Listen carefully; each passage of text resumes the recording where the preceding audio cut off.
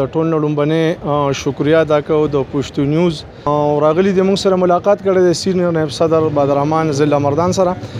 د دوی شکریا ادا کوم چې دوی راغلي دي ستاینه کوم مننه کوم او د دینه بعد دوی چې په کوم حواله باندې راغلي د 14 اگست نو پای کې موږ لومبنې خو د خپل عوامو ته یو ګرانو کتونکو ته یو چې د خوشحالي مقام دی او په دې خوشحالي مقام کې چې موږ د ټول لومبنې په خپل ضمیر کې په خپل ذهن کې په خپل زړه کې د غریبو د عوامو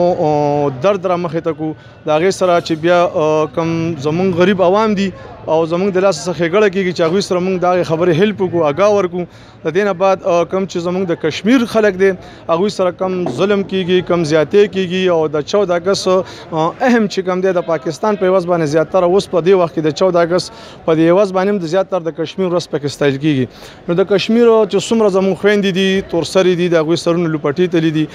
زمونږ پکې خسترونه ځوانان شهید شوي دي واړه بچیم شهید شوي دي بوډاګان زوی پانچ هغه ته څومره درد رسیدلې دي دای په حواله باندې موجوده حکومت ته یو چې ماشاءالله تاسو په دغه اداره کې ناسستئ په دغه سملو کې ناسستئ نو زیاتره کوشش دا وکړئ د کشمیر په اړه کې صرف اګانه چې تاسو په سملې کې کني او غي خبره وکړئ مضبوطه خبره کوي د اسلام په ذریعہ باندې د اسلام په داوا باندې کوي دا د اسلام یو زړه د اسلام یو داوا ده څومره چې د کشمیر د لپاره جدوجہد کوي په تاسو په دغه کورسو ناسستئ تاسو د حق شته د دې حق حقدار استئ خو په اوچت आवाज باندې د خپل مسلمان ضرور د لپاره د هر قسم خبره آغاز کوي د دې نه بعد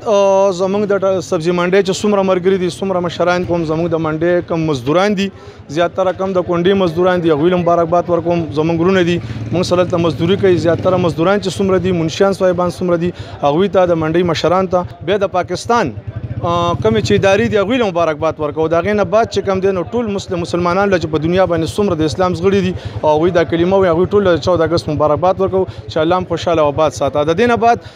زمونږ د صوبایي امن جرګې طرفه سید کمال شاه ارشد منان صاحب رحیم زاده بچا مجيب الرحمن او په خپل بدرحمان ټول قوم له 14 اگست مبارکباد ورکو